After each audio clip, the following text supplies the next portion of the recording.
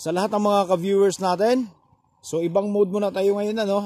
Wala muna tayo sa electronics. So saka muna tayo ngayon, magsasaka muna. Ayan. So update lang tayo sa dung unang video natin na pinapakita natin yung mais, ano. So na-harvest na yung mais.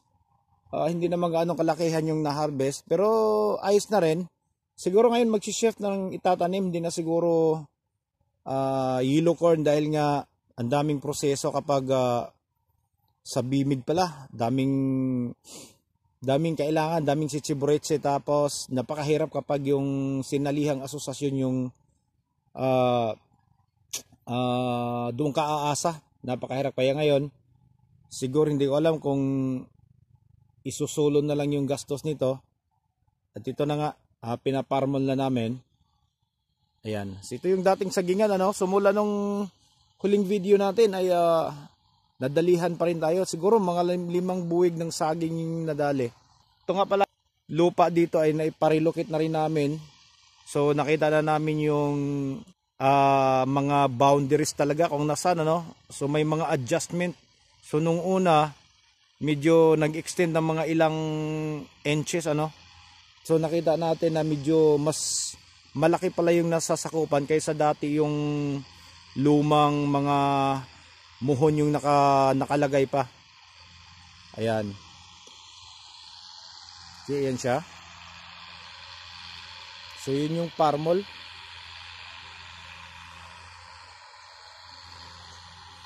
So malapit nang matapos. So pangalawang ano na to, pangalawang araro na. Hindi ko alam kung ano yung kasunod na nito, siguro yung pagtatanim na. Ayan. So para sa mga ano natin dito, so hindi naman talaga nababantayan yung mga tanim natin dito dahil wala namang bahay, ano.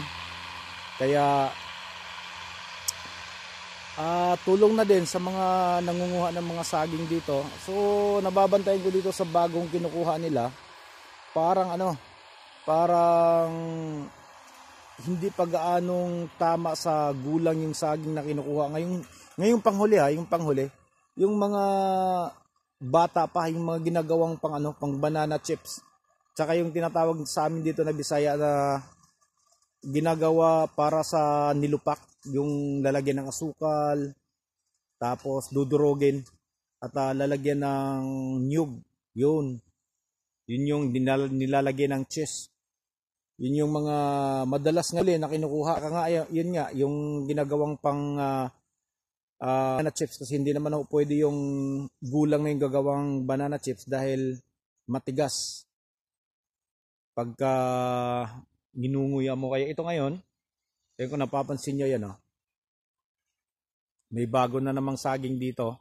Yun naman yung mga babantayan. Saka mayroon pang mga mararaming bunga doon na ayan, hindi ko alam kung mapapasa amin or mapapasa mga ibang kamay na nangunguha ng saging dito na hindi naman sa kanila. So ayan, yun yung parmol, ano. Ayan, nasa dulo. Iikot-ikot pa yan. Ayan, so hintayin natin na dumating dito para makita nyo yung hitsura ng yung nagbubal ng lupa o nagdudurog ng lupa pala. Ngayon nagdudurog to eh. Yan.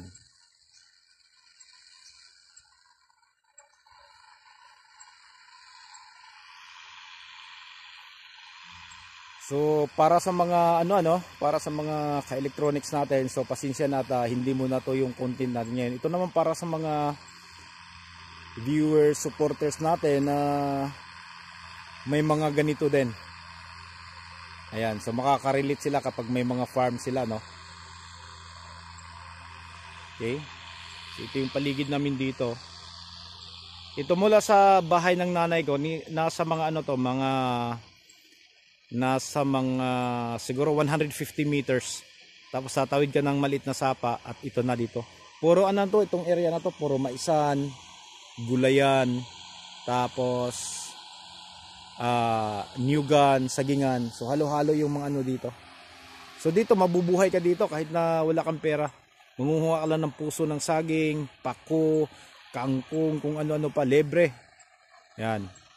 Tsaka yung ng tawag nito, yung ah yung murang ano ng kawayan.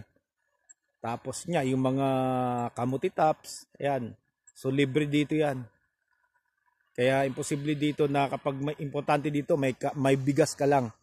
May bigas ka lang dito, buhay ka na. So hindi mo na kailangan ng pera, may ulam ka na. Ayan, tapos pwede kang pumunta sa sapa, manguha ng isda, manguha ng kung ano-ano. Ayan, ayan siya. Okay? Day!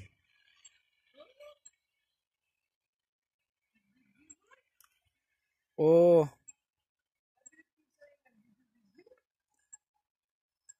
apil kasi ni Day. Apil kasi ni. Kita ka ka. Sige lamang.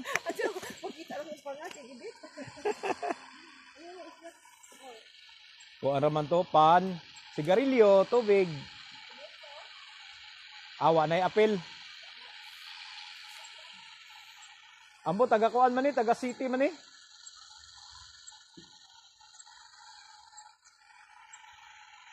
Ayan, so meron akong dumaan dito na ano ng kamag-anak, asawa ng kamag-anak. So galing din sa farm nila. Ayan, kaya iwan ko kung naintindihan nyo kasi dito sa amin sa lugar namin, iba din yung salita namin dito. Halong Cebuano, halong Waray, halong Hilunggo, halong Bulanon, yung taga-Bohol na salita.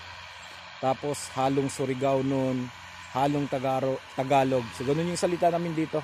Kaya kapag kami nag-uusap nasa ibang lugar, so walang makakaintindi. Hindi nila magets kung Kapampangan, Ilocano, Panggalatok, Bicolano o ano ba yung salita namin. Karaya. Yan. So andito na, ito na yung medyo nasa malapit na yung Parmol, oh. Ayan, oh. Yan yung Itsura.